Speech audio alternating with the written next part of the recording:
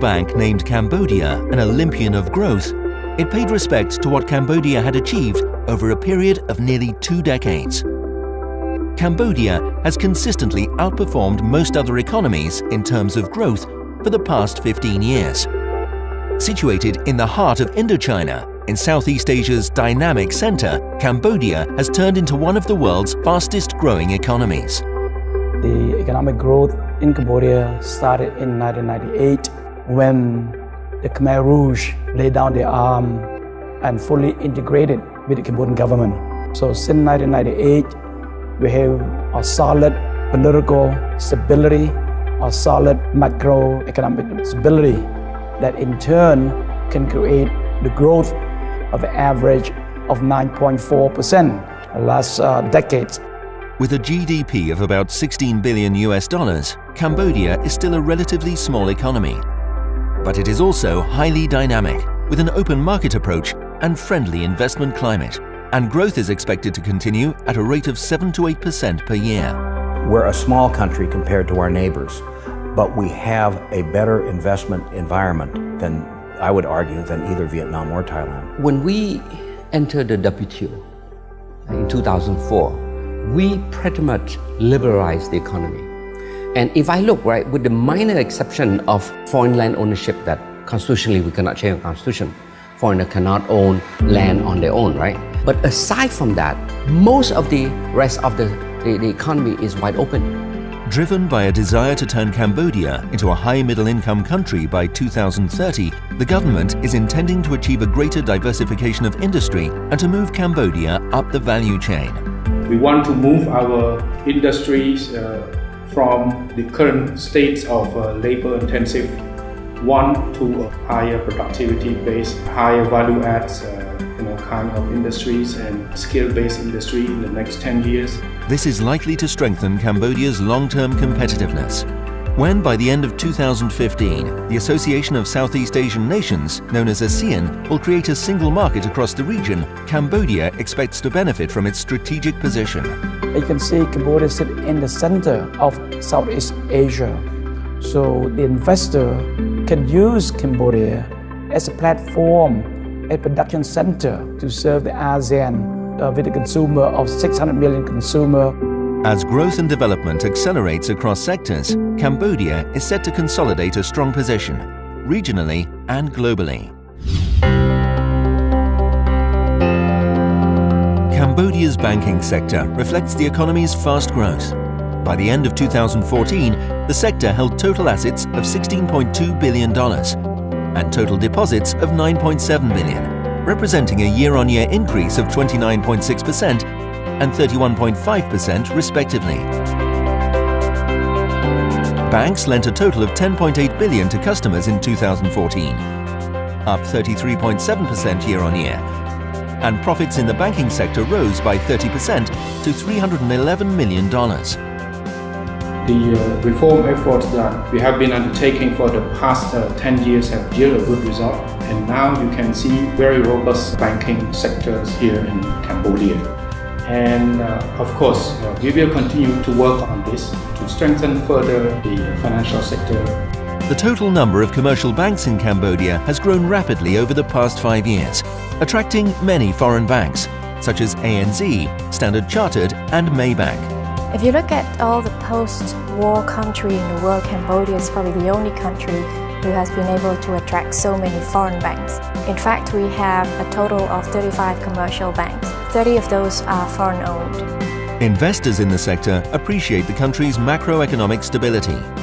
Inflation has remained below 5% for the past 13 years, and the riel, Cambodia's currency, maintains a stable exchange rate to the dollar. Investors also appreciate the opportunities offered by a growing middle class, the rise in collateral projects, and the need to finance the reconstruction of the country's infrastructure. Maybank, a regional bank with presence in all 10 ASEAN countries, first came to Cambodia in 1993. By embracing diversity and inclusiveness and providing financial services with a humanizing touch, Maybank has gained a place in the Cambodian community. Our priorities is to help our customers and our employees to grow, to help our customers to expand their business in Cambodia and beyond, and to accumulate wealth, and helping our employees to acquire knowledge and skill so that they will be able to face the challenges in the banking industry in the region and not just in Cambodia. From financing clients' first homes to helping small businesses grow and expand across the region, Maybank aspires to continue being a part of Cambodia's development for years to come. We do not just serve local Cambodian, we also help MNCs and foreign investors who want to invest or expand their business into Cambodia. Current priorities for Maybank, as for other banks in the market, are the consumer and SME segments. With large parts of the population still without access to financial services and an increasingly dynamic SME sector, banks are seeking to tap into these markets by developing new services and growing the bank network into rural areas. The Foreign Trade Bank of Cambodia, Cambodia's first and foremost local bank, is deeply rooted in this culture and appeals to both local and foreign customers. Established in 1979 as a state-owned subsidiary of the National Bank, FTB was privatized in 2005 with great commercial success. Over the past 9 years since the privatization, total asset grew tenfold, total deposit tenfold, shareholders' equity almost fivefold, and the number of employees twofold. FTB has pioneered e-banking and other innovative technologies in Cambodia and is now moving to the e-commerce sector and to mobile banking, targeting a young and forward-looking clientele. Currently the fifth largest bank in Cambodia, FTB is confident about the bank's positioning. Combining a good knowledge of the market, because we were the first bank to be established here in Cambodia, and ability to deploy new products would make us the bank of choice for any regional or global player who wants to enter Cambodia. As Cambodia's economy develops further, the demand for more and better financial products will continue to grow. The banking sector will play a key role in Cambodia's future development. Cambodia's economic growth comes with the thirst for energy. Demand for electricity is on the rise and expected to double by 2020. But supply is only recently beginning to meet demand. Investment in power generation is creating new capacities and the transmission network is being extended. The EAC, the sector's regulatory body, now expects electricity supply to be guaranteed throughout the country and at lower costs. We expect that in 2020, all villages in Cambodia will be electrified. And I think around 60% to 65% of the household in Cambodia should be provided by the source from National Grid. State-owned EDC, in charge of the national grid and the supply of energy throughout the country, plays a key role. We're going to play our part from increased supply, reliability and quality supply, to expanding the transmission line networks, sub-transmission line network, distribution networks, plus interventions in area beyond our own distribution control. Much progress has been made increasing domestic power generation. The growth has been, to us, quite impressive. Starting from 103 megawatt in the system in 2000. And now we have more than 1,300, almost 1,400 megawatts and rising. To me, this is a huge step forward. Development of the power sector drives Cambodia's economy with significant impact also on job creation. Cambodia's dynamic building and construction sector profits from better energy supply and is itself a major force for development. Following a period of contraction during the world economic crisis, the sector has returned to full form. For the past 5 years, construction has seen remarkable growth, driven by increasing investment and public sector spending. In 2014 alone, Cambodia's construction sector attracted total investments of $2.5 billion. More than 550 construction companies, domestic and foreign developers are active in Cambodia. Any visitor to Phnom Penh today will be amazed at the robustness of what's going on. We have major companies here that are doing big projects, shopping malls. Aeon Mall opened in 2014, but we have Hong Kong Land doing their own mall. We have Japanese, Koreans, others here doing their own malls. Office buildings are going up all over the landscape. This rapid expansion in the construction sector indicates a substantial boost in investors' confidence in the economy. It's really quite a dramatic development. now, and in many ways we're catching up with other cities in Southeast Asia. Firms like the Worldbridge Group, a domestic company involved in some of Cambodia's most pioneering development projects in strategic joint ventures, have seized the opportunity. Cambodia at this stage is the right destination at the right timing, because having a country which is emerging, having a country which is in a catching up mode is a great opportunity. Worldbridge Group of companies is involved in developing Cambodia's first free trade zone, as well as the Bridge, a 45-story twin tower project offering residential, commercial and office spaces, symbolic of Cambodia's ambitions. Cambodia's stability of the country is very good, and the growing of the country is moving very fast. So as a business perception, I feel that this country I can do business. This sentiment is shared by the Naki Group, a consulting company in the real estate sector. Cambodia is an attractive investment destination now just because with its current growth rate, the way the economy is growing, the way standard of living has been increasing, it's considered a frontier market where there's ample of opportunity. Naki Group provides project and property management services, including high-end developments, such as Silvertown Metropolitan, a premium apartment building in central Phnom Penh, and TK Avenue, Phnom Penh's first outdoor mall. Naki Group's looking to go ahead and combine the local knowledge and understanding of what the real estate market's offering and be able to integrate the international standards that we've experienced from, that we have in our background to find that local success in this growing market. Demand for real estate is growing. Recent years have seen the licensing of many large and medium-sized construction projects, with a marked rise in the quality of new office units and of high-end residential apartments.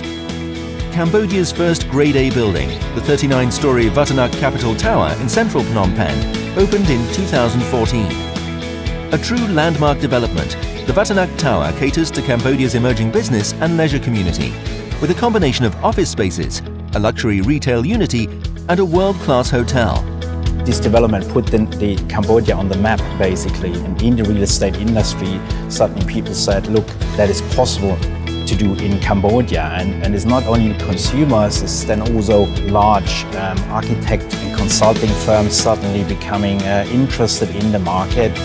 Vatanak Properties, the ambitious developer behind Capital Tower, is determined to pioneer the way real estate is developed in Cambodia. Our ambition is to set new benchmark for the industry, bringing innovation along with the international standards into this country. Fuxin Steel Buildings is another local pioneer, supporting the industry with customized construction. Fuxin is found under the culture of innovation. It established about 4 years ago. We were the first and only pre-engineered building manufacturer in Cambodia. Fuxin is optimistic that it will stay on top of the game. For the last 5 years, we understand that we have to upgrade ourselves very rapidly. So we have invested heavily both intellectual and physical infrastructure in our company. By comparison, ASEAN conglomerate Siam Cement Group, or SCG, is a veteran in the market. A business leader in building materials, chemicals and paper, SCG entered the Cambodian market in 1992 to meet the growing demand for cement imports and other building materials. Since, it has made a deeper commitment to Cambodia. In 2005, SCG established the first composite cement plant to produce high-quality cement for local market called K-Cement brand. This has contributed to the growth of Cambodia for more than 8 years. The second cement line at Composite Cement will be completed and ready to start operations by mid-2015. With a 100-year history and a workforce of more than 50,000, SCG has built a reputation as a sustainable business leader with a focus on youth and people development. We at SCG are proud to contribute of Cambodia's economic growth and raising the country prospect as an investment destination. Construction and real estate development also profit from growth in tourism and in the hospitality sector. The marked rise in tourism arrivals presses demand for more diverse accommodation of world-class standards, in addition to such classics as the Raffles hotels in Phnom Penh and Siem Reap. Cambodia's tourism sector is in full development. 2 decades of economic and political stability have transformed the country's image abroad, drawing an increasing number of travelers to discover what makes Cambodia so very special. Cambodia is the new best tourist destination in Asia. Cambodia is one of the cultural and natural tourist destination in the region. In 2014, 4.5 million tourists visited Cambodia, compared to less than 200,000 visitors 2 decades ago. Tourism has become the country's second largest source of income, contributing 16% to GDP.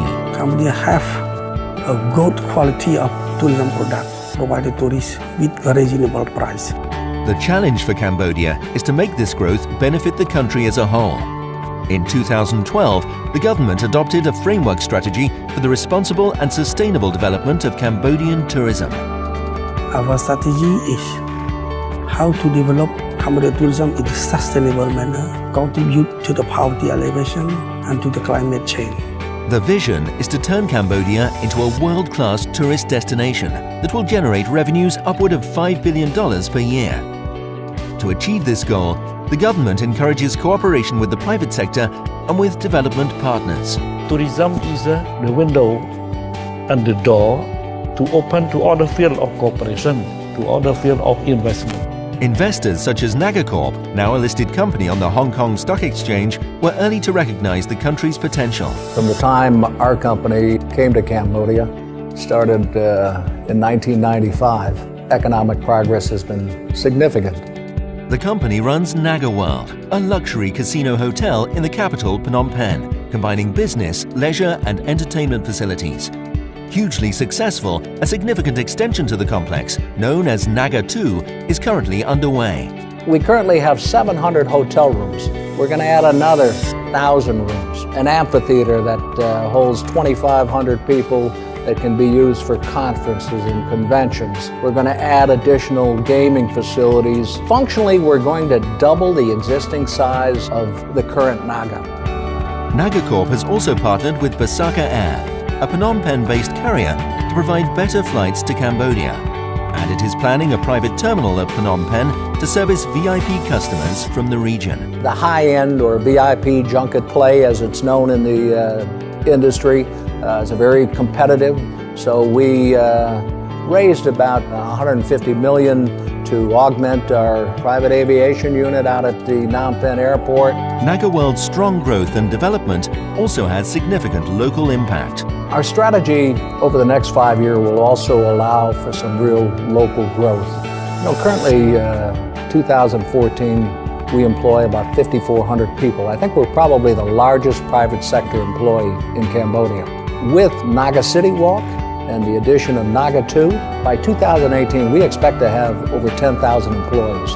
Employee relations are of major importance for Naga World, in a business where much depends on the quality of customer service. Some of the things that we've done in recent years in terms of wage increase, focusing on labor relations, all of that has served us well, and it will serve us well, obviously, in the development of our strategies over the next few years. In 2012, it founded Naga Academy, offering comprehensive apprenticeship-based training for the hospitality sector. 1,000 students have since been trained, finding employment either at Naga World or elsewhere in the sector. As part of its corporate social responsibility program, Naga World also supports local schools, education and sporting activities.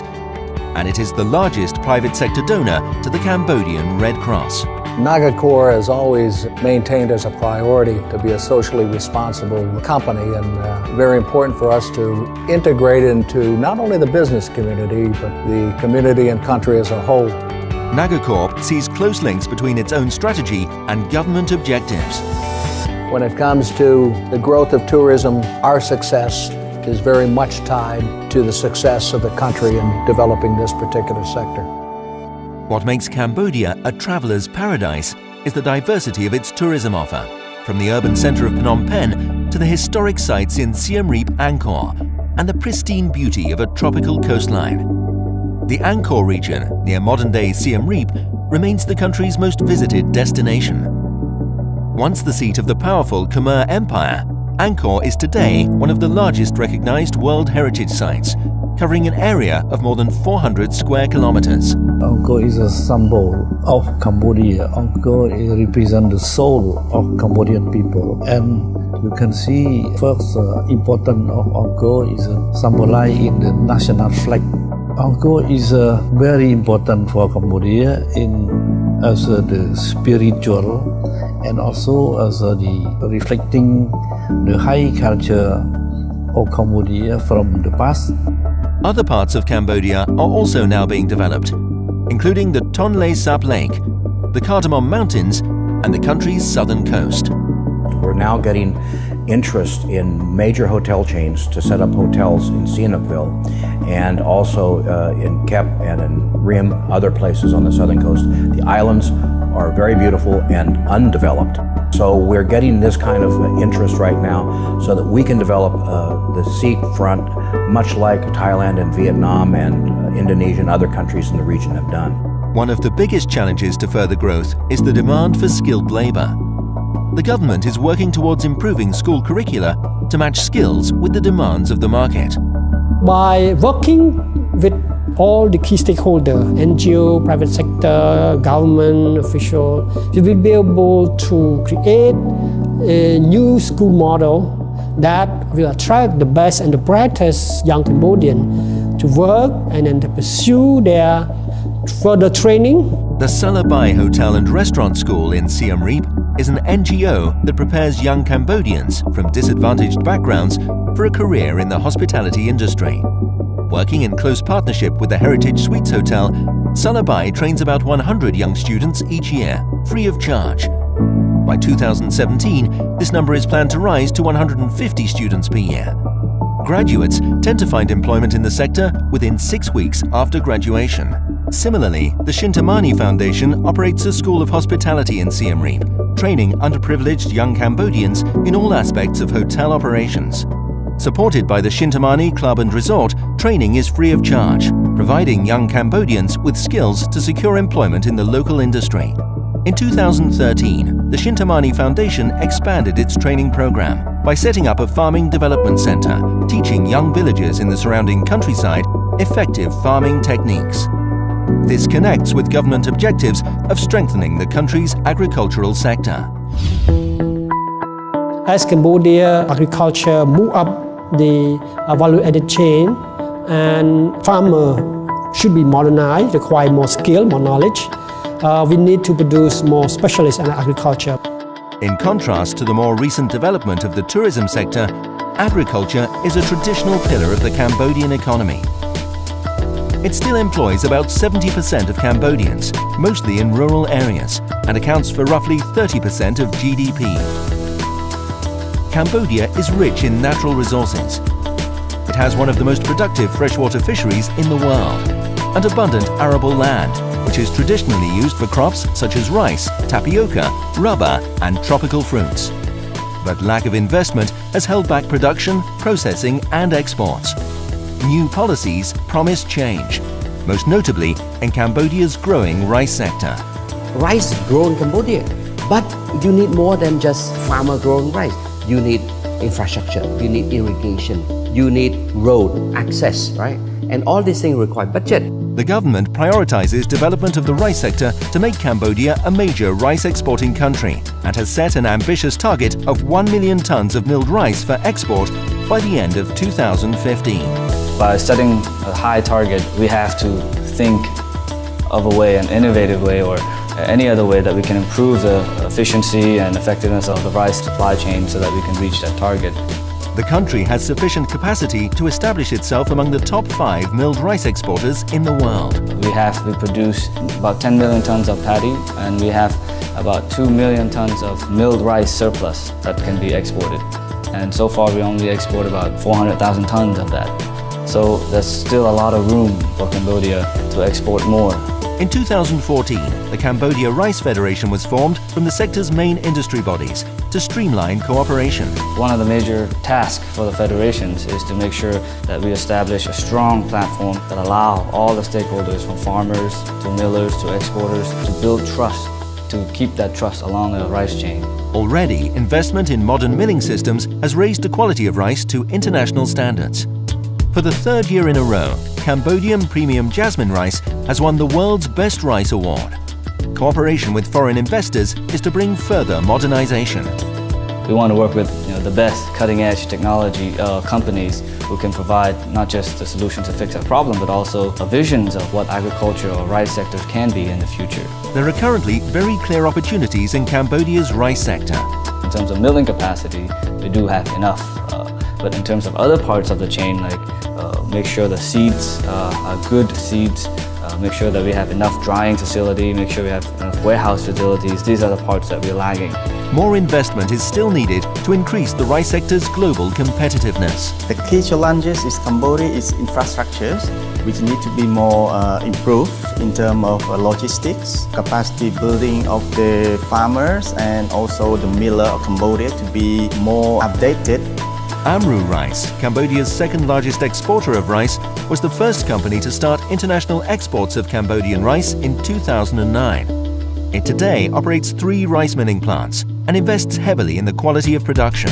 Company, we focus now on building the supply chain. We doing contract farming with this farmer, around 5,000 to 10,000 farmers per year. We will be around 15 to 100,000 ton paddy, which is controlled from our Amru rice specialists, professional to check on growing, using chemical or pesticide. For Cambodia, the objective is to establish itself as a leading rice-producing nation. Cambodia now need to collaborate because our competitor is not the guy in the other province, it is the world. 2 decades of strong growth have given Cambodia the position and the confidence to look at playing a much bigger role internationally and regionally in Asia. I think we are ready. We are ready to integrate with the region. We are ready to integrate with the world. In 2015, the ASEAN Economic Community will be in place. Cambodia is ready. The government's pragmatism and healthy support for the private sector are crucial factors for the country to move forward. You cannot create jobs for our people through the government. You got to create jobs through a private sector. And that's why we said we are pro-business government. We believe that the private sector is the engine of our economic growth. This is a perfect environment for a new generation of entrepreneurs, especially when Cambodia's young workforce is becoming increasingly well-educated. To me, the future is the young entrepreneur. The young, well-educated Cambodian who have studied abroad, got scholarship, who now come back with some endowment from their family, they start a business. Cambodia has come a long way, moving away from its difficult past and turning into one of Asia's most dynamic economies. Annual projected growth rates of 7% will ensure the country's continued development. The fruits of 20 years of hard work are all around us. Everybody that comes here is impressed by what has been accomplished here. And there is a great deal of room for opportunity for industries. So whatever your business is, you ought to come to Cambodia to take a look.